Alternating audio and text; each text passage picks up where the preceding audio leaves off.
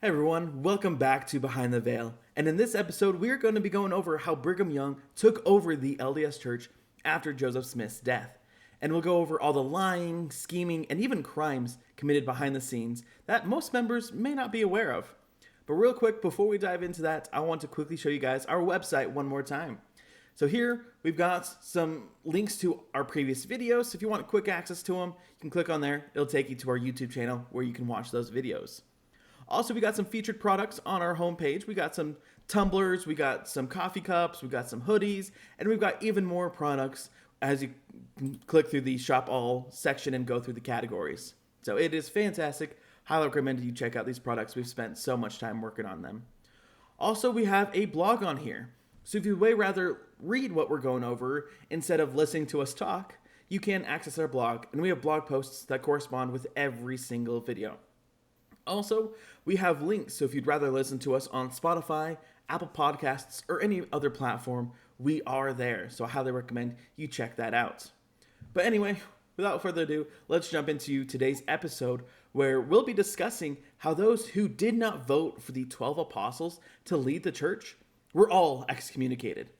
And the Smith family were very poorly treated by leaders and members of the church during the succession crisis.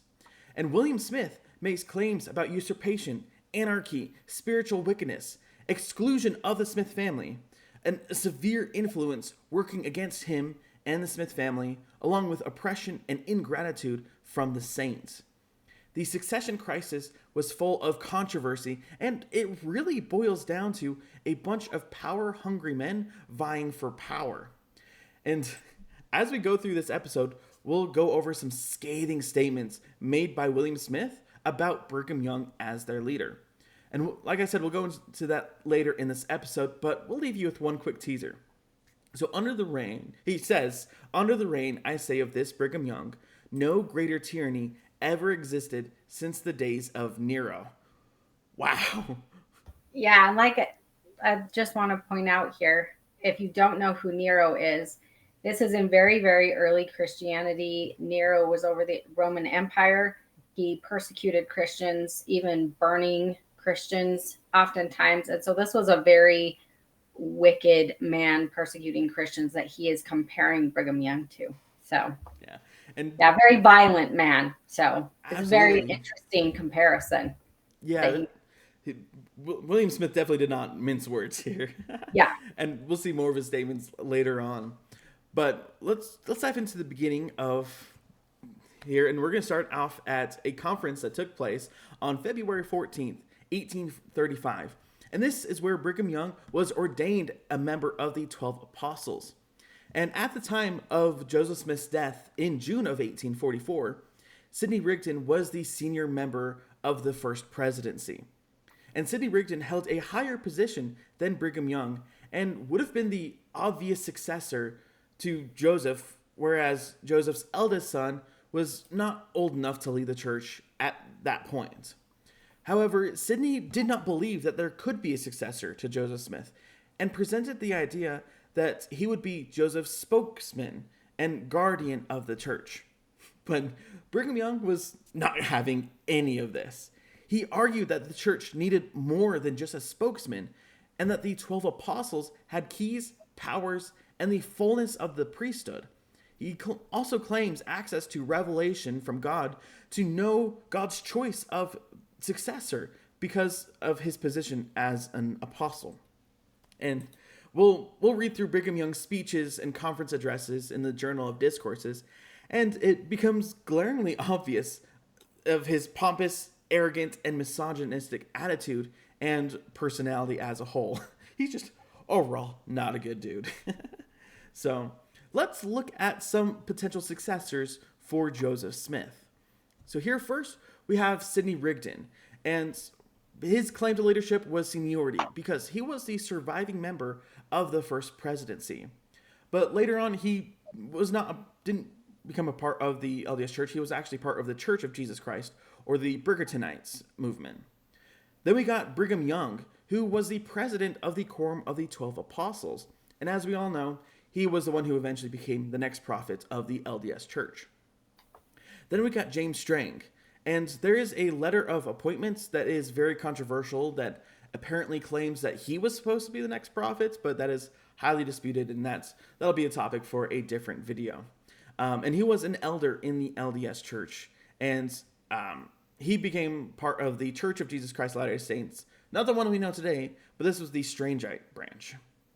Then we got Granville Hendrick, and he had a very close relationship with Joseph Smith and was a part of the whole Temple Lot claim. And he was likely an elder. We had a little issue trying to find all this information. And he eventually became part of the Church of Christ, which was connected to the Temple Lot. And we got Alpheus Cutler. He was a member of the High Council, and also member of the presiding High Council and Council of the 50. And he was part of the Church of Jesus Christ, or the Cutlerite branch. And then finally, we got Joseph Smith III. And his claim to leadership was lineage. He apparently had a divine rights, or the rightful heir to the LDS Church, as some claim. So his prior position, he didn't really have a position in the church, because like we said, he was too young to lead the church at this time. He was only like 12 years old. Yeah, and being 12, yeah, being 12 was a little young to lead a church. Yeah. And as we know, he started the Community of Christ Church, is what we know today, but was formerly known as the Reorganized Church of Jesus Christ of Latter-day Saints, or the RLDS Church.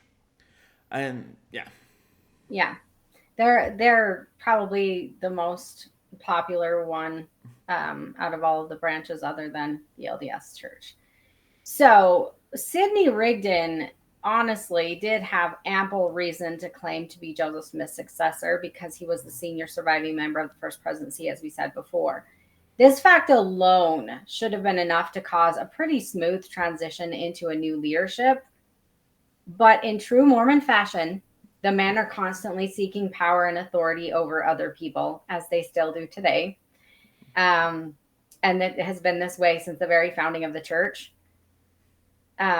Maybe not in the succession of leaders, obviously. Today, they have an order that has been established finally.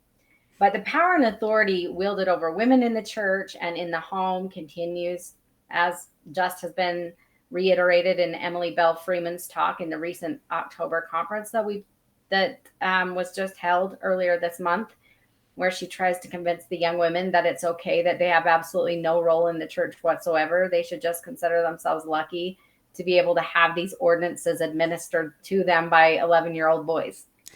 So, power and authority to the men, always. The church is constantly trying to pacify women of the church, pacify those who do not have power.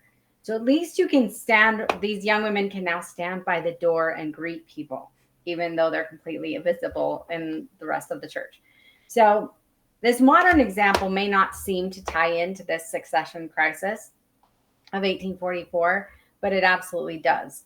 There is an absolute obsession with power and authority over other people, and it is at the very core doctrine of the LDS Church.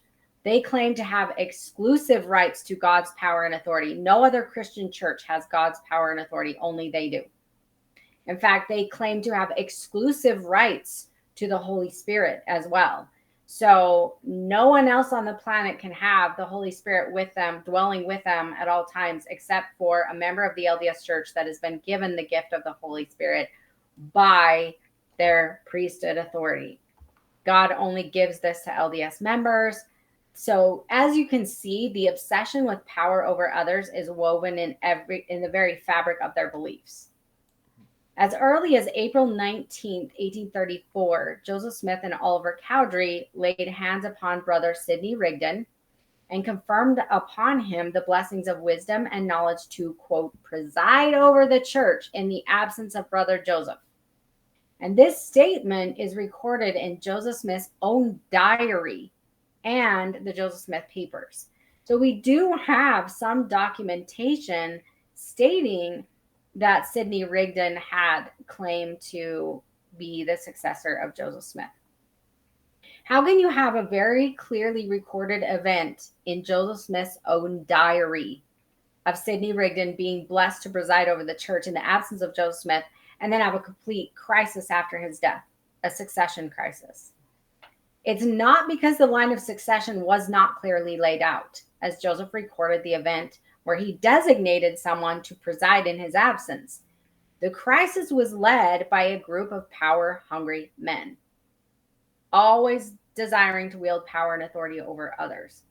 Members of the church today are used to the line of authority beginning with the first presidency, followed by the 12 apostles. But in the early church, this actually wasn't the case. And this kind of helps you understand where Brigham Young stood in the church at the time of Joseph Smith's death. The Nauvoo High Council outranked the quorum of the 12 apostles in the organized stakes of the church. And this fact becomes important as we continue this story to see how Brigham Young, who was the president of the Quorum of the 12, seeks to obtain the power for himself. So the Quorum of the 12 originally were ordained to be traveling ministers. So they only had leadership in an area where there were no local congregations or stakes that had been established. This was later changed in a revelation where Joseph Smith claimed that the 12 apostles had authority equal to the first presidency, the presiding high council, and the quorum of the 70. So they were kind of more on an equal plane in that case. And we see this in D&C 107, 23, and 24, where it says the 12 traveling counselors are called to be the 12 apostles, or special witnesses of the name of Christ in all the world, thus differing from other officers in the church in the duties of their calling. And they form a quorum, equal in authority and power to the three presidents previously mentioned. So I want to mention here very quickly that LDS claims that, number one, Jesus organized a church when he was on the earth, which is not necessarily clear in the Bible. And number two, that the LDS church has apostles who are equal to those that Jesus selected. But I want to look at the requirements just kind of for a fun little offshoot here, looking at the requirements that were given in the New Testament for an apostle. And the requirements for apostles are laid out in Acts chapter 1, verses 21 through 26. And it says, so one of the men who have accompanied us during all the time that the Lord Jesus went in and out among us, beginning from the baptism of John until the day he was taken up from us, one of these men must become with us a witness to his resurrection. And they put forth two, Joseph called Barsabas, who was also called Justus, and Matthias. And they prayed and said, you, Lord, who know the hearts of all, show which one of these two you have chosen to take the place in this ministry and apostleship from which Judas turned aside to go to his own place.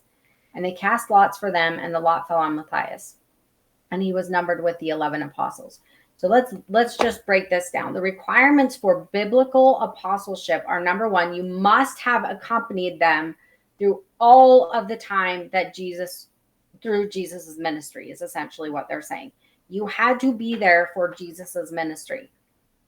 You must have been with them, number two, from the beginning, the baptism of John, until the resurrection.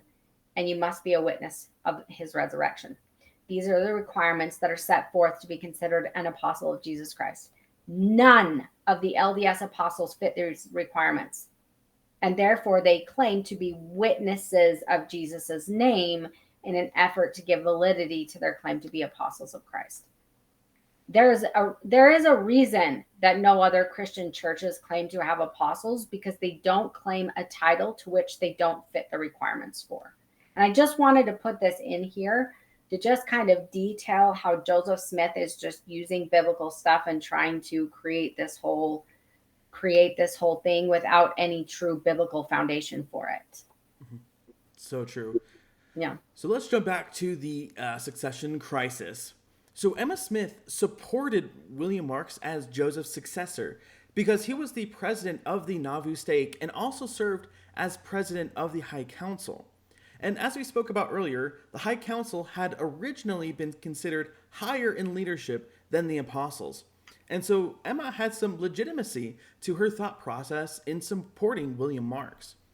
Emma wanted Marks to become the trustee in trust of the church, and she stated, now as the 12 have no power with regard to the government of the church in the stakes of Zion, but the High Council have all power, So it follows that on removal of the first president, the office would devolve upon the president of the High Council in Zion, as the first president always resides there, and that is the proper place for the quorum, of which he is the head. Thus there would be no schism or jarring, but the 12 would attend to their duties in the world and not meddle with the government of the church as home. And the High Council in Zion and the First Presidency would attend to their business in the same place. So Emma likely also supported Marx as successor because it was well known that he was strongly opposed to plural marriage. And his opposition to this common practice in the church was a huge issue in the succession crisis. So according to D. Michael Quinn, who was an LDS historian, the 12 apostles feared that if Marx led the church, he would end plural marriage, a practice that the 12 apostles indulged themselves in heartily, and claimed that it was required for their salvation to do so. The fact that William Marx never made it into the running as successor was entirely due to the fact that the other leaders of the church did not want him to affect their predatory behavior towards women.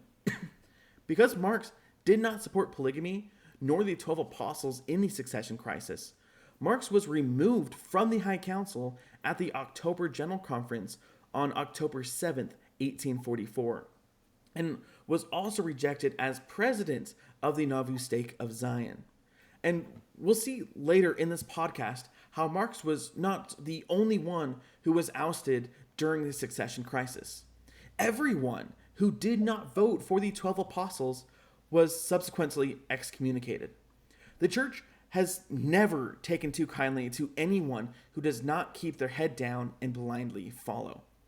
The excommunication of the September 6th is a prime modern example, but there are many, many more, and we'll go into detail about the September 6th as we continue through the timeline of the history of the church. And as you review the list of potential successors, it becomes obvious that Sidney Rigdon would have been the rightful successor due to the events recorded in Joseph's journal, followed by Joseph's own son when he became old enough.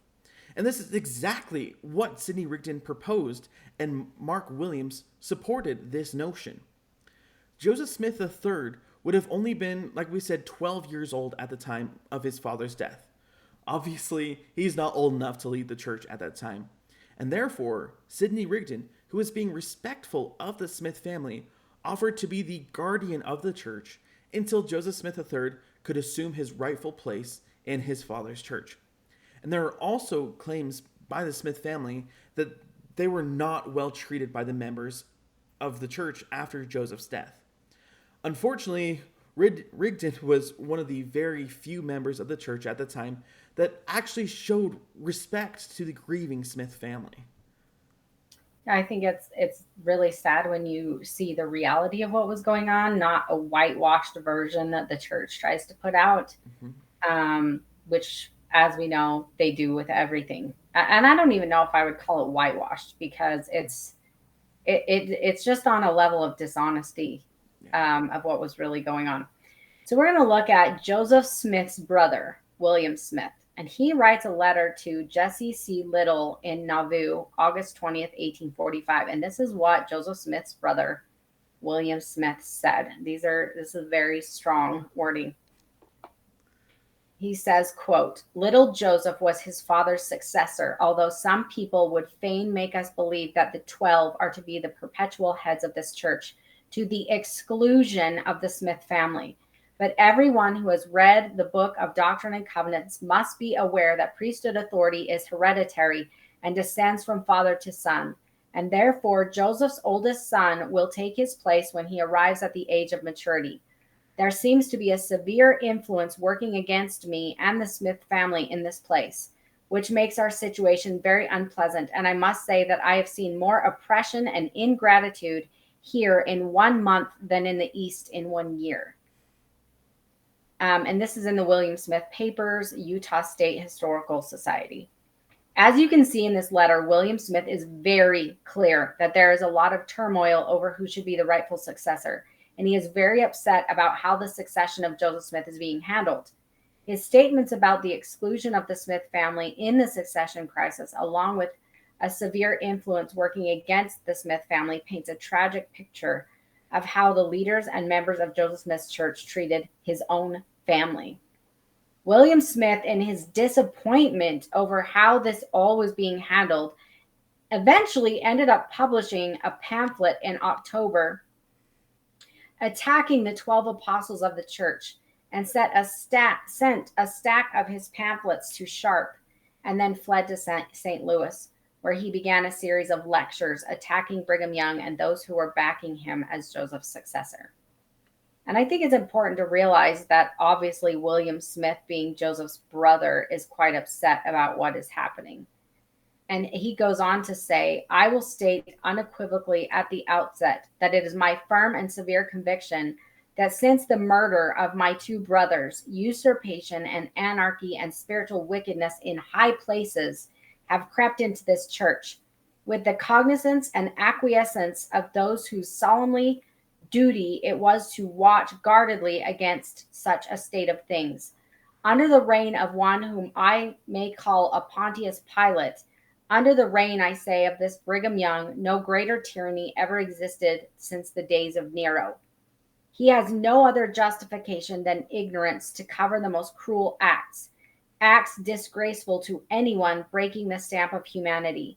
And this being has associated around him men bound by oaths, covenants, who are reckless enough to commit almost any crime or fulfill any command that their self-crowned herd may give them. This lecture was published in the Warsaw Signal on October 29, 1845. William Smith, he was not mincing words. He was making some serious accusations against Brigham Young and the leaders of the church. As we have detailed in our video on the Danites, William's accusations were absolutely valid. There's ample evidence of Brigham Young ordering violence and promoting the blood atonement during his reign of terror over the church. If you're interested in kind of learning a little bit more about that violence, you can watch that video on the Danites.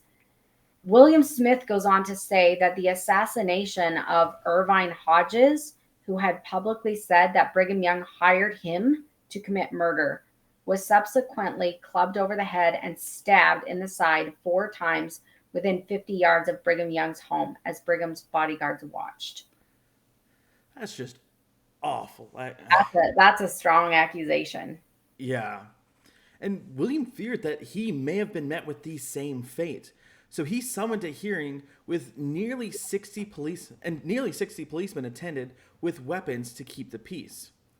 And at this hearing, William Smith asked for sympathy, to which Brigham Young retorted, I will let William Smith know that he has no right to counsel this church, for I am the man.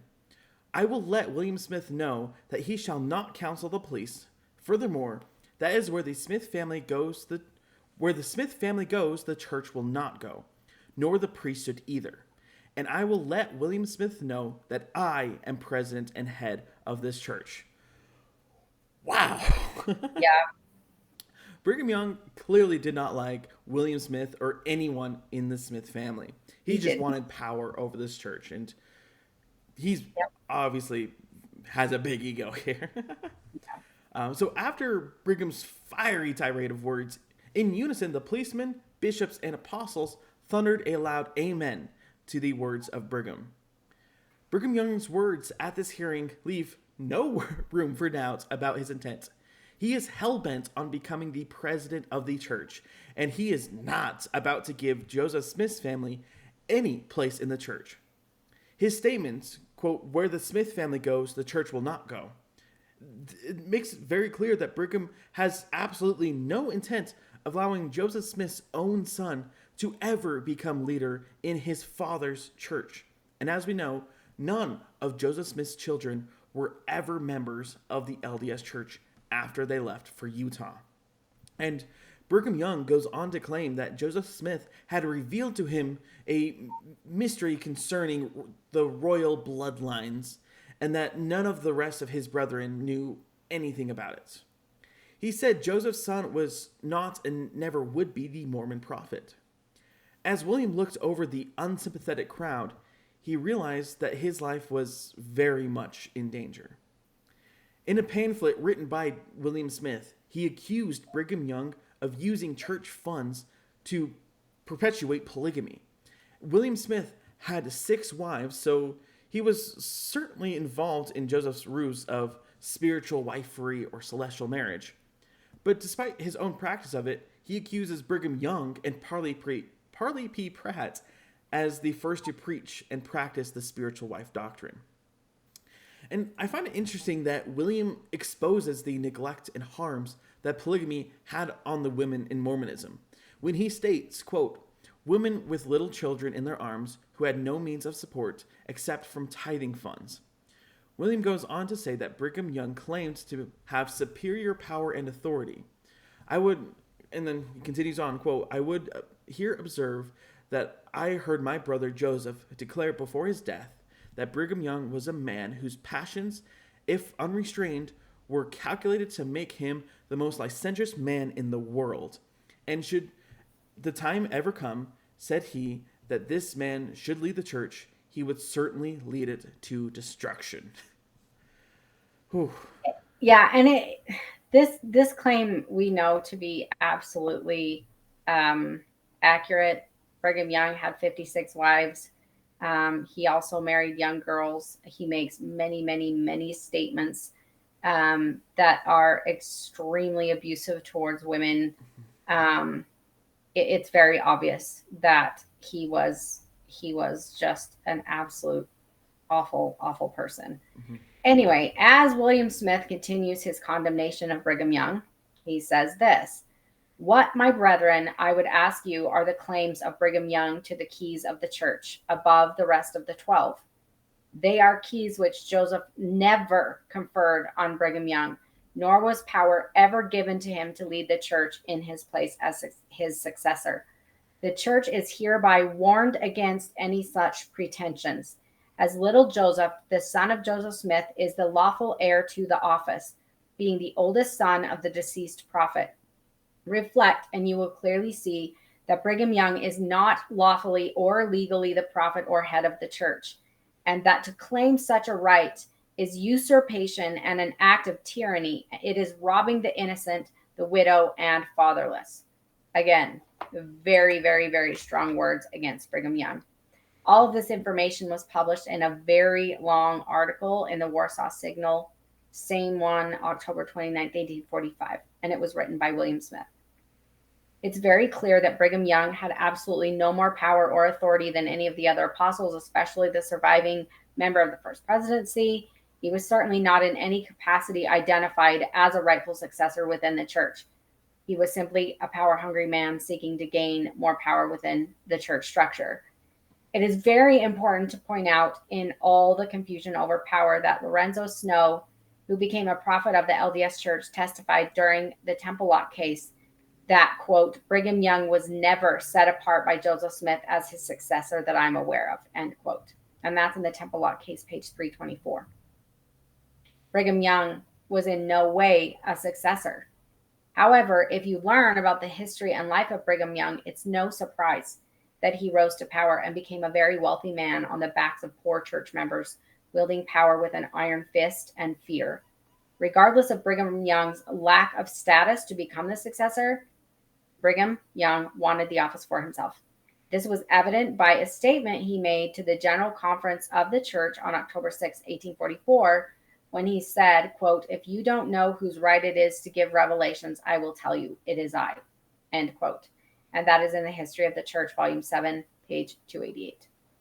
As dissension was high in Navu after the death of Joseph Smith, Brigham Young declared a police state when he returned to town. John E. Page and other Strangites, in a manuscript testimony before the High Council at Vori on April 6, 1846, testified that the Nauvoo police and up to 300 saints organized as deacons, led by a bishop, intimidated and stifled any opposition. And this was very common for them to do this. They also testified to a common practice among the saints called greasing and swallowing, where they would tie one end of a rope to a victim and the other end of the rope to a large stone that they would toss into the Mississippi River. During a high priest meeting held in Navu, Heber C. Kimball threatened to take the head off anyone who revealed their secrets. That's a bold statement. Some men attending the meeting suggested that they, quote, grease and swallow a man named Madison, who they deemed a troublemaker.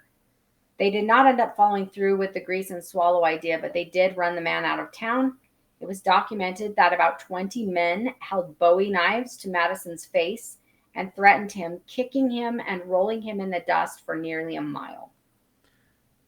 The violence of early Mormons is actually very well documented, and it continued to escalate under the reign of Brigham Young. And we've done, like we said earlier, a video about the day nights where we go over a few stories of the violence that takes place in the early church. So if you want to check that out, you can check out our video on the day and nights. And continue on, upon the reveal of the Nauvoo Charter in 1845, it becomes clear that Mormons would have to leave town.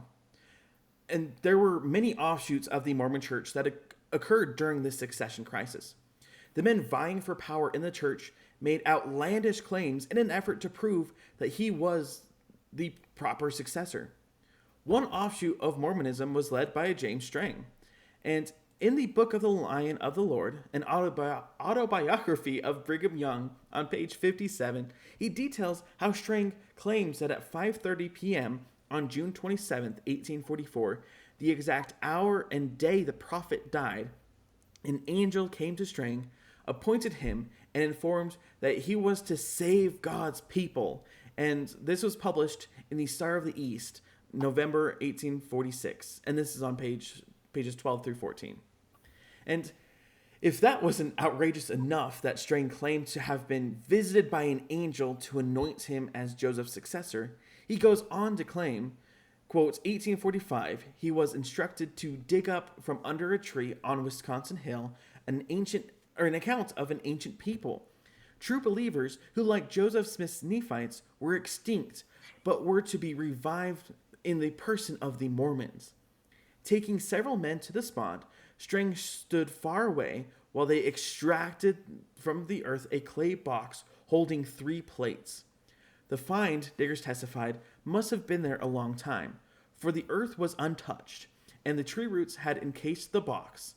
4 of the 6 sides of the plates contained characters in a language only Strang knew.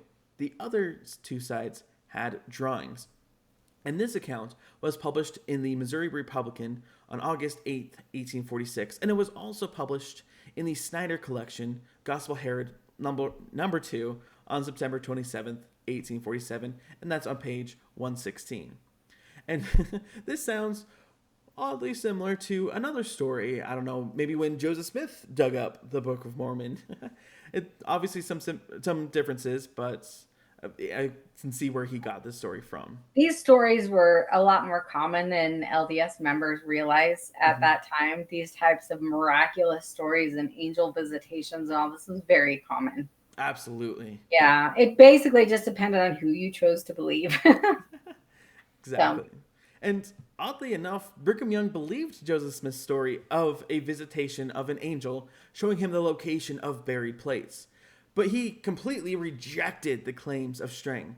Claims such as these, like we said, while may seem ridiculous to modern listeners, like we said, they were very common in about the mid to late 19th century. So Joseph was not unique in his claims, and neither was Strang. It really, like we said, really depended on how well they could convince their audience and make people believe that there was some sort of spiritual leader. And while Brigham Young may have chosen to believe Joseph's story, many chose to believe Strang and followed his movements.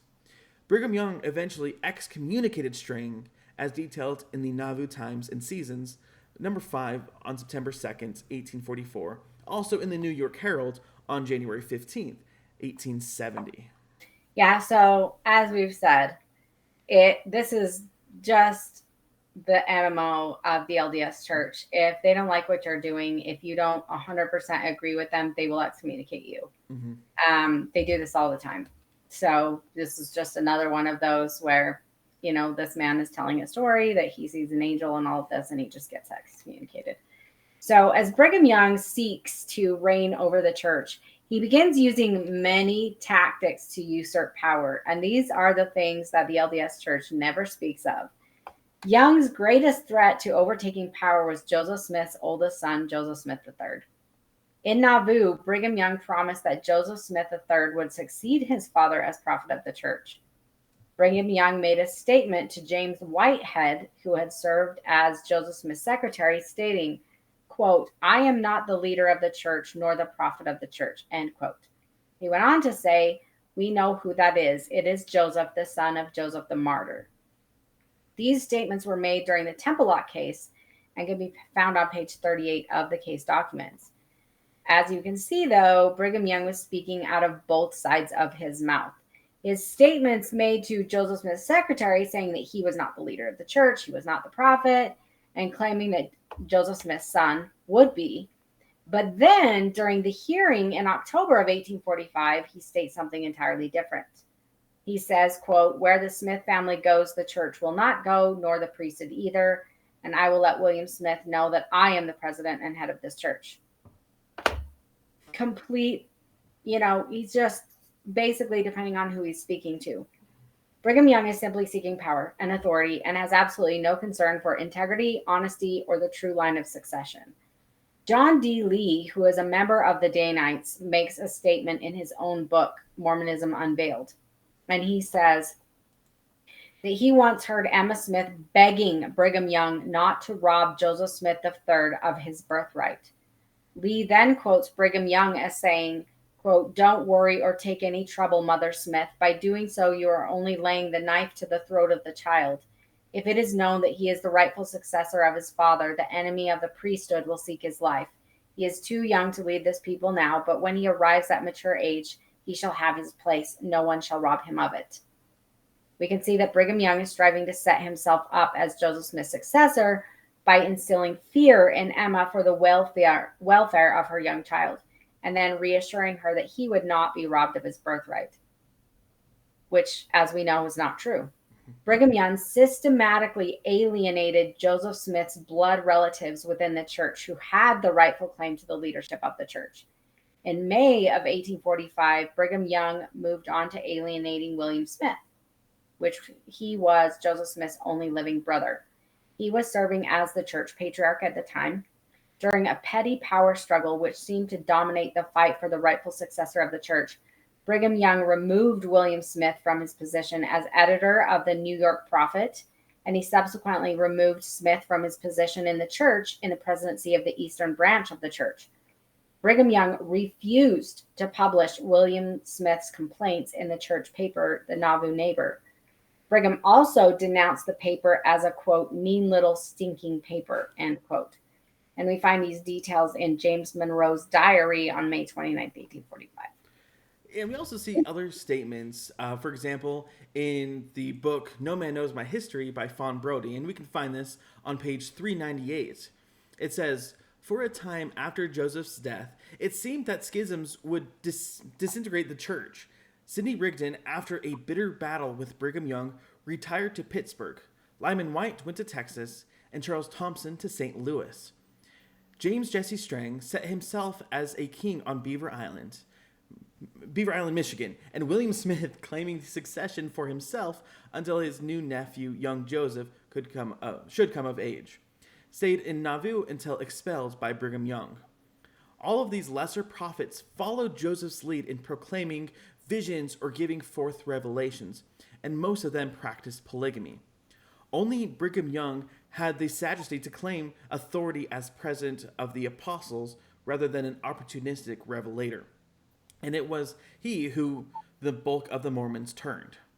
And Brodie goes on to detail how the empire Joseph Smith had built was crumbling from within. As we detailed in earlier podcast, Joseph was in debt about $5 million at the time of his death, and the law was closing in on him.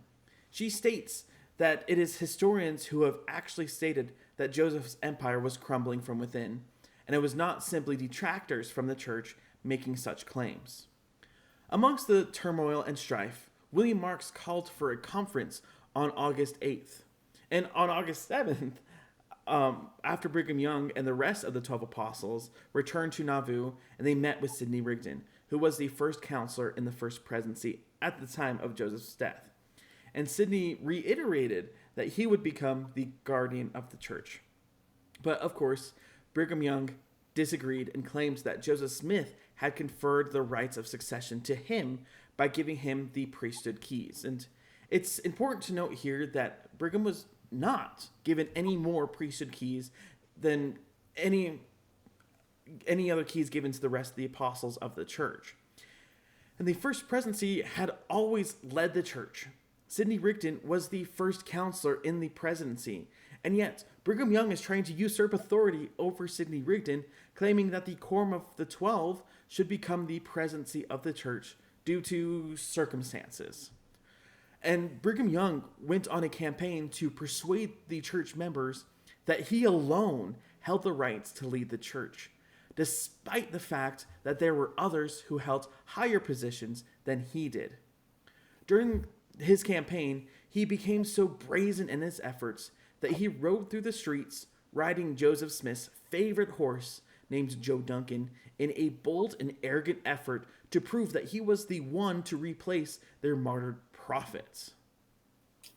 Right in line with Brigham Young every time.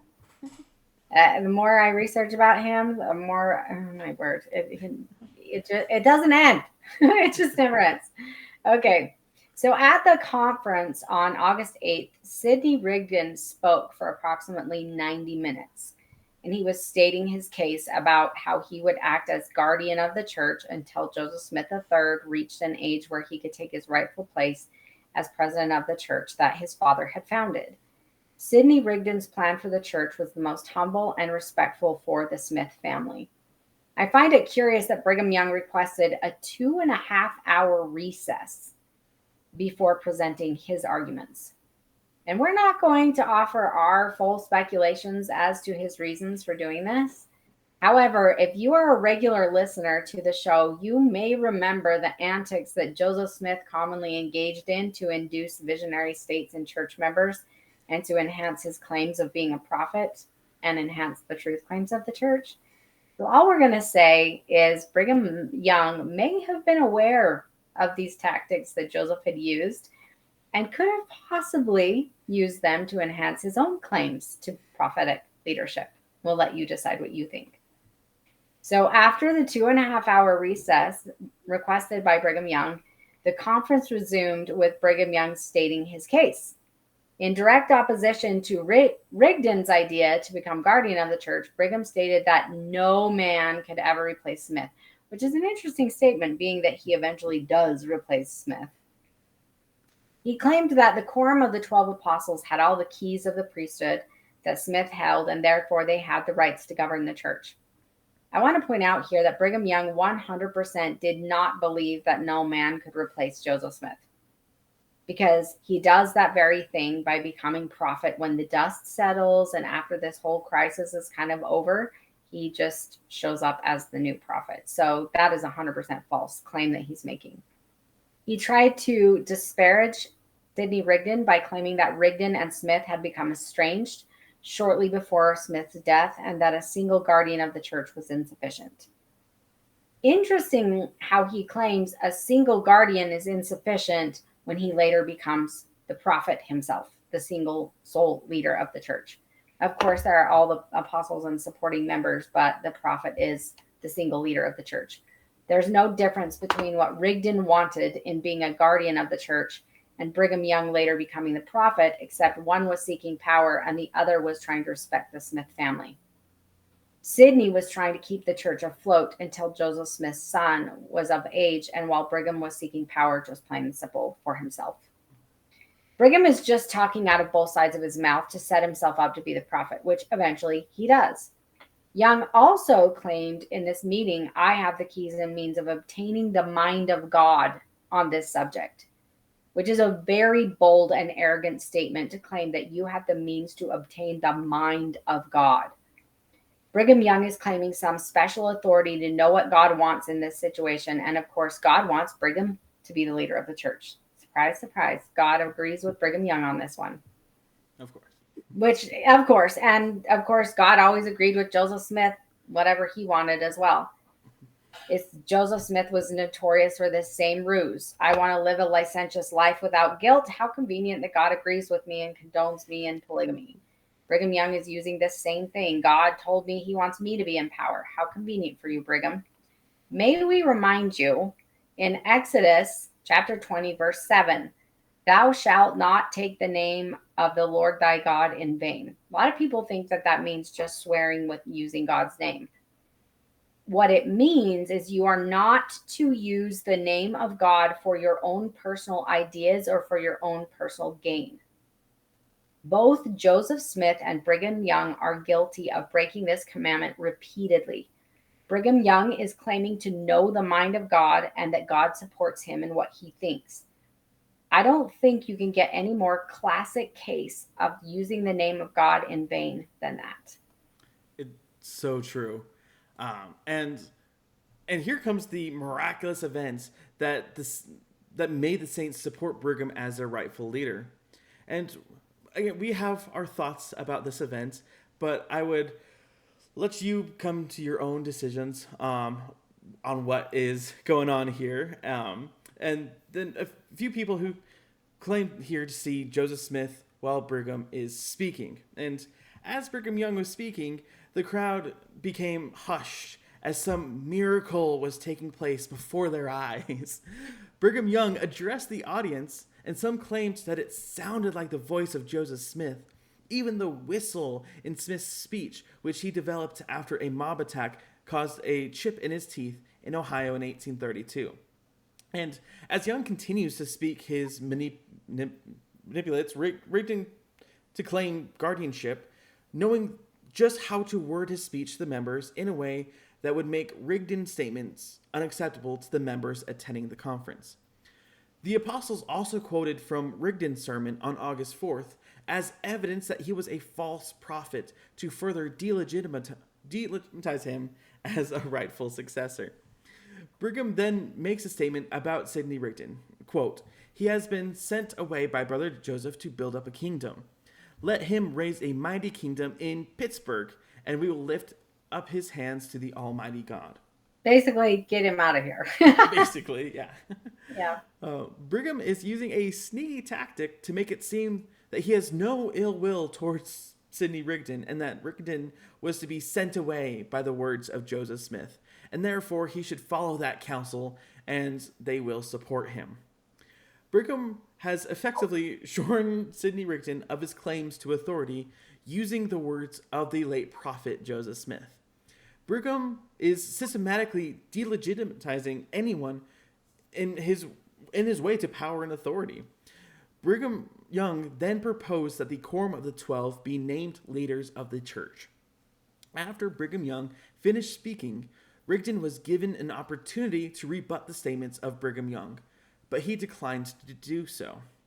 Then Sidney asked W. Phelps to stand and speak for him, but in a backstabbing move, W. Phelps stood up and spoke in favor of Brigham Young's proposal. I can't believe he did that. Seriously. Like if someone asks you, will you stand up and speak for me? And you, yeah, that was terrible. Absolutely. I'm absolutely shocked that, like, exactly what you're saying. He immediately just betrayed Sidney Rigdon and spoke in favor of Brigham Young here. And there was very little respect or regard for other fellow church leaders during or after this succession crisis. So after Phelps' statement, the members of the church voted on whether or not the 12 apostles as leaders of the church or to accept Rigdon's proposal to act as guardian of the church. The majority voted in favor of Brigham Young's proposal to have the 12 apostles act as the church leaders. And in true LDS fashion, all those in attendance who opposed the vote were later excommunicated from the church. Yeah, of course. That's what they do. Yeah, just what they do. You don't like everything they do, you don't support the leaders, you're out. Well, I just want to make it clear here.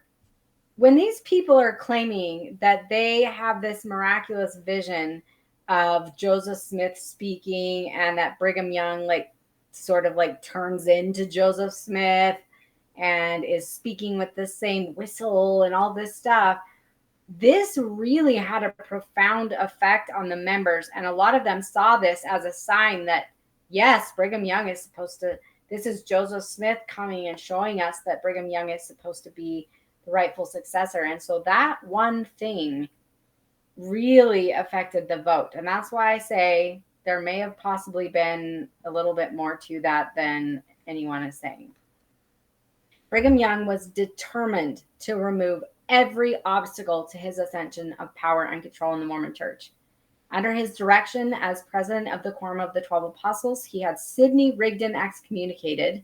The authority of the Council of the 70 was put in direct subordination to the Quorum of the 12 Apostles. William Marks was publicly repudiated and was only kept from excommunication by the intervention of some of the other apostles. Brigham Young went on to reduce the powers of the Navu High Council.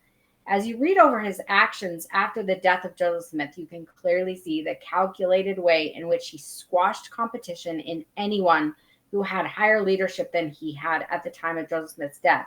And then he went on to reduce the authority of any quorum or council that had higher authority than the apostles to put him in a position to usurp power later on. So on September 29th, 1844, he ordained 63 men to the first quorum of the 70. All of them were in direct submission to the current apostles. By the time of the October General Conference of 1844, the quorum of the 12 apostles now rose in ranking to the highest authority in the church. How convenient for Brigham Young that he has been moved up the ranks in authority by his own actions and changes in the church. As Brigham's tyrannical usurpation of power continued, he removed William Marks as president of the Navu stake. Many of the high priests whom the Quorum of the Apostles did not have jurisdiction over were sent on missions. When has that ever been done? Maybe when Joseph Smith wanted someone's wife? Or they were assigned to be presidents over various branches of the church abroad, therefore forcing them under the control of the apostles. So he's basically just, you're higher ranking authority than me, you need to go on a mission or be assigned overseas.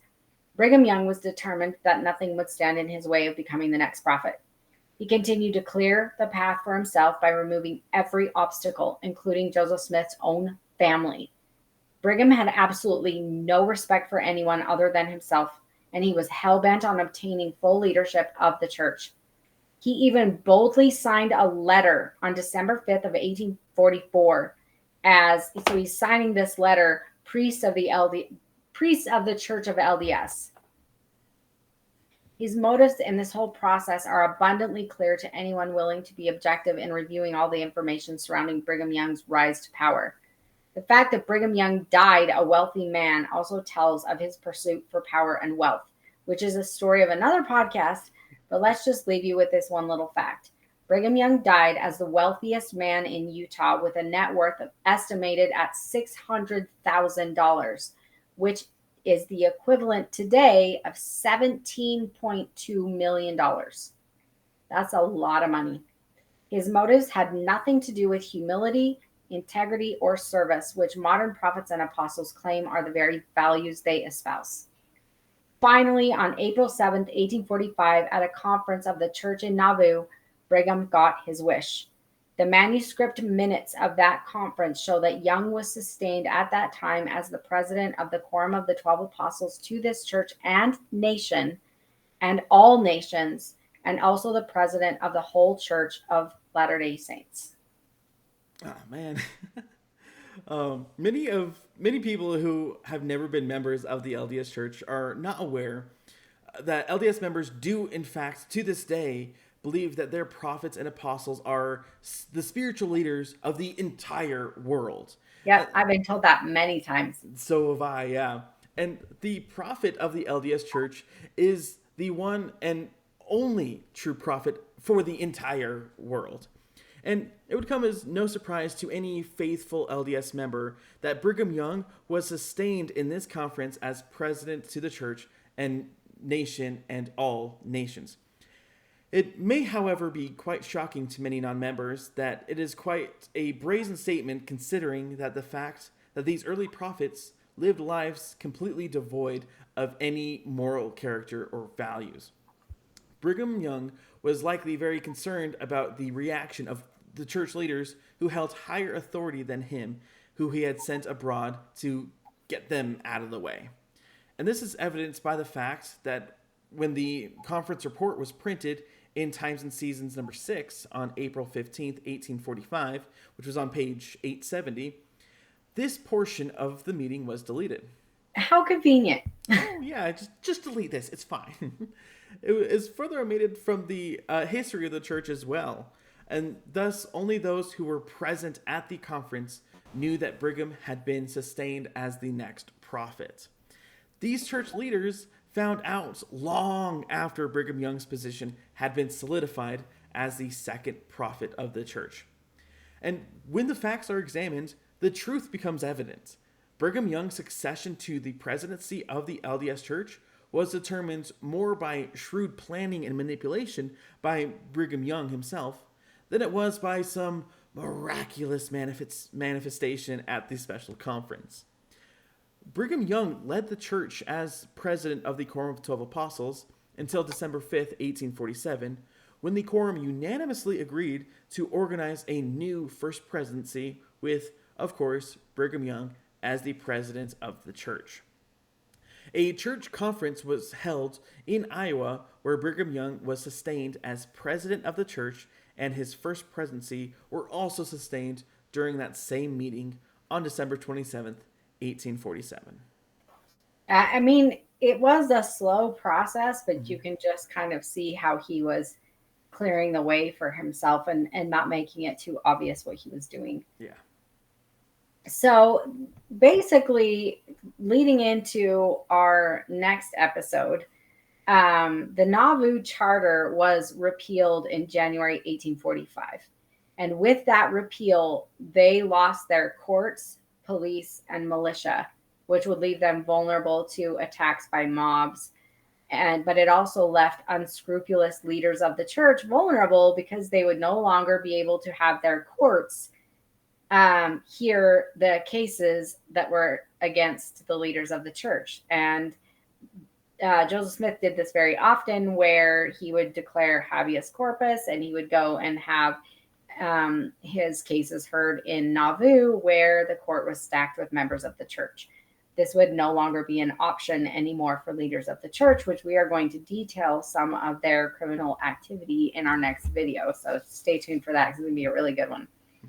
Brigham Young negotiated with Stephen A. Douglas to lead the church members out of Nauvoo in the spring in exchange for peace.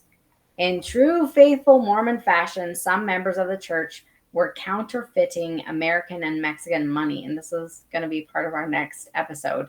A grand jury indicted Brigham Young and other church leaders in 1845. Officers arrived at the Nauvoo temple to arrest Brigham Young, and in response, Brigham sent William Miller out of the temple wearing Brigham Young's hat and cloak.